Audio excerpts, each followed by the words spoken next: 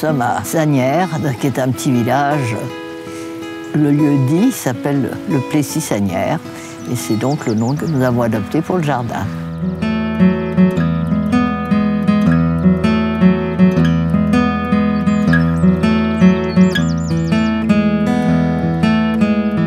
Je m'appelle Rosamé Henrion et je suis ici depuis une cinquantaine d'années.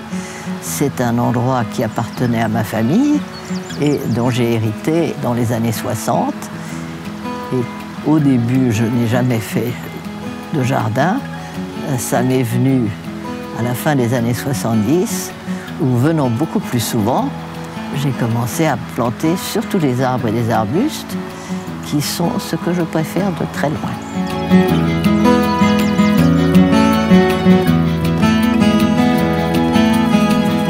Mon arrière-grand-mère ayant acquis l'endroit en 1886, elle n'avait aucun intérêt à avoir la maison parce qu'elle en possédait déjà une à côté. Et elle a acheté une propriété parce qu'elle voulait en fait les terres et les bois. Et donc personne de notre famille n'y avait habité avant que je ne vienne.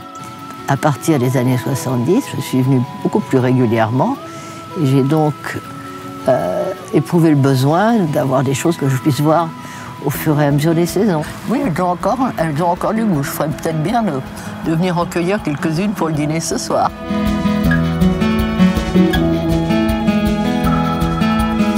Grâce à ma mère, qui était une personne très intéressée par les arbres et les arbustes, j'ai vu à travers l'Europe un grand nombre de parcs et de jardins, surtout en Angleterre. L'Angleterre a certainement une grande influence sur moi. Je n'avais pas d'idée préconçue. Ce que je savais, c'est que je n'aimais pas les jardins à la française. J'ai eu de la chance d'avoir un endroit qui ne s'y prêtait en aucun cas, donc j'ai pu en tirer parti.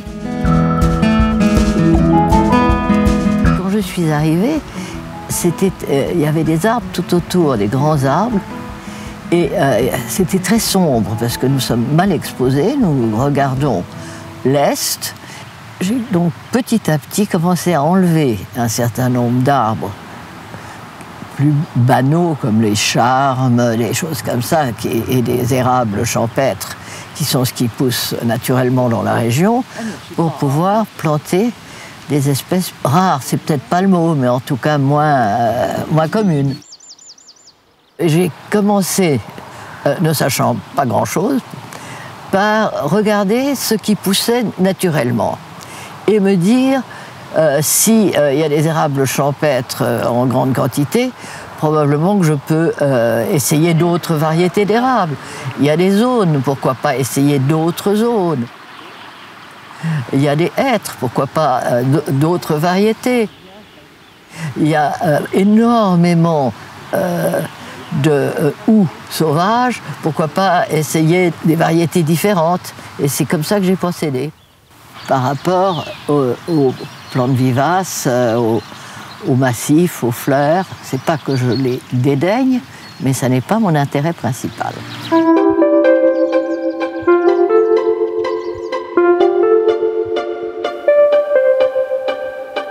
Il arrive souvent que des personnes me demandent si j'ai fait appel à un paysagiste. La réponse est absolument pas, jamais.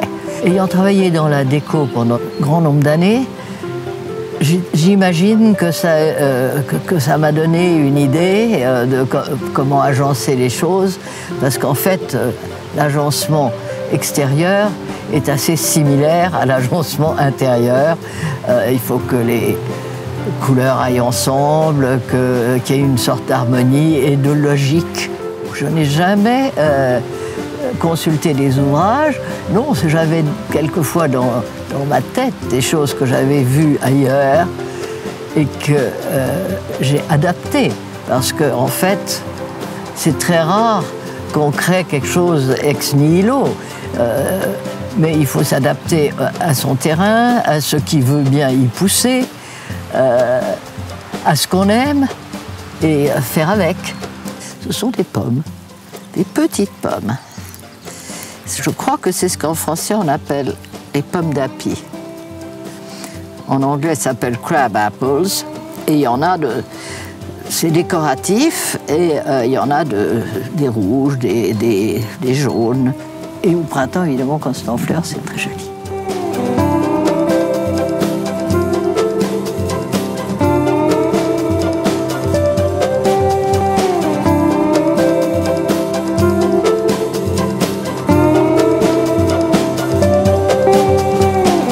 Le principe du jardin dit naturel, qui est tout sauf naturel, c'est en fait de la nature retouchée par l'homme. C'est une sorte de nature idéale qui n'existe absolument pas. S'organiser pour que ça ressemble à quelque chose. Et donc ça, au début, c'était un petit buisson par là, un petit arbre par là, et le tout assez décousu. Et alors quand on va en Angleterre et qu'on visite des jardins, là on se rend compte que la manière de mettre en scène, c'est primordial.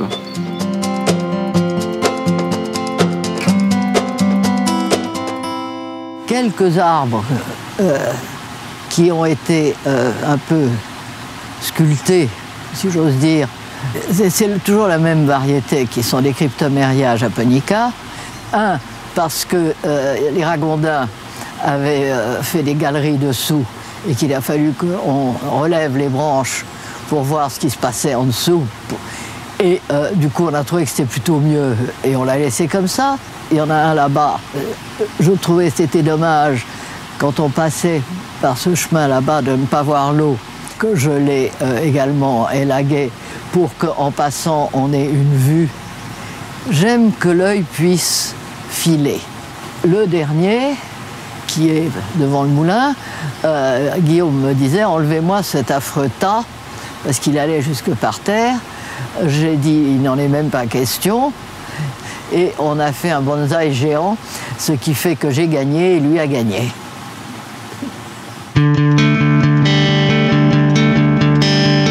Le jardin est relativement grand. Si vous prenez la partie uniquement jardin, ce que j'appelle donc la partie plate et basse, et plus soignée, les pelouses très tondues, c'est à environ un peu plus de 3 hectares. Si vous prenez l'ensemble, en allant justement dans ce que j'appelle le chemin des crêtes, très pompeusement, qui est le haut du plateau et qui traverse la partie arborée, comme on dit de nos jours, ça va jusqu'à peu près 8 hectares. L'étang est là depuis des temps immémoriaux. Il a certainement été creusé de la main de l'homme, mais au XVe ou au XIVe. Il est alimenté par des sources. Et c'est donc de l'eau courante et qui, autrefois, servait à faire fonctionner les roues d'un moulin. Et le moulin était là où nous avons l'accueil. C'est pour ça que le lieu s'appelle le moulin, bien qu'il ne soit plus du tout un moulin.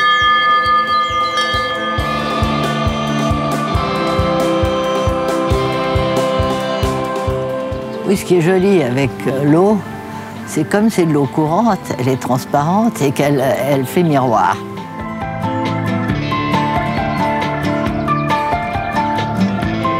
Il y a des parcours qui sont surtout fonction du temps dont on se dispose, et de la mobilité, de l'agilité.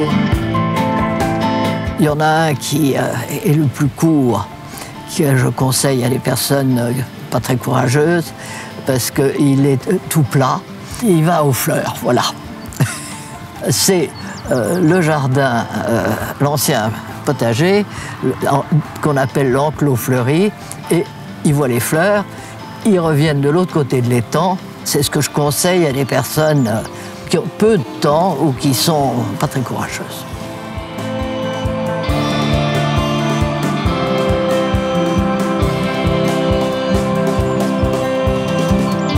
Il y en a un intermédiaire qui donc monte cette allée, donne une vue d'ensemble et est un peu plus long, un peu plus grand, va voir d'autres plantations d'arbustes et d'arbres qui sont au-delà de l'enclos.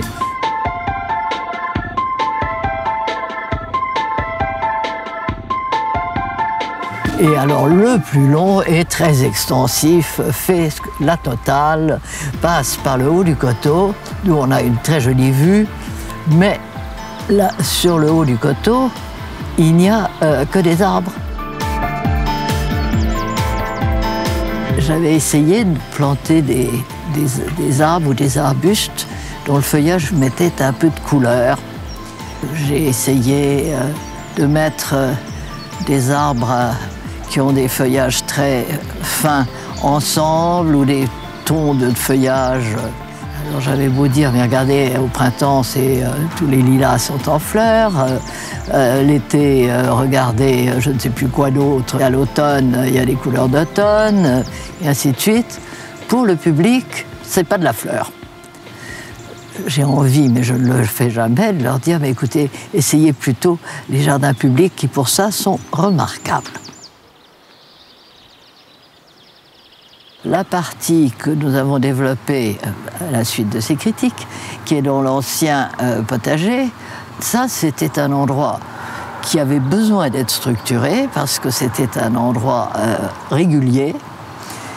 Et ça, c'est mon fils Guillaume qui a dessiné le tout. Moi, je voulais au départ juste avoir des arceaux sur lesquels je ferais pousser des pommiers et de l'herbe.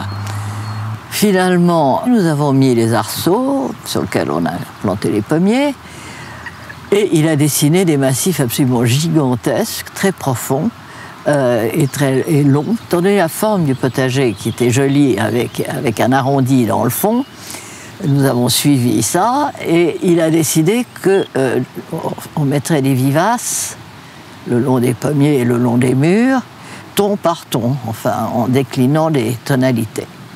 Alors là, ça m'a quand même beaucoup amusé et c'est en général moi qui fais le choix des végétaux.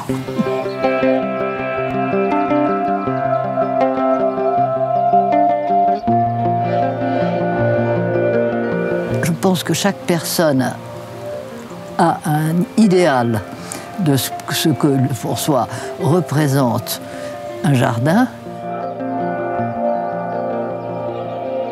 Vous ne pouvez pas plaire à tout le monde.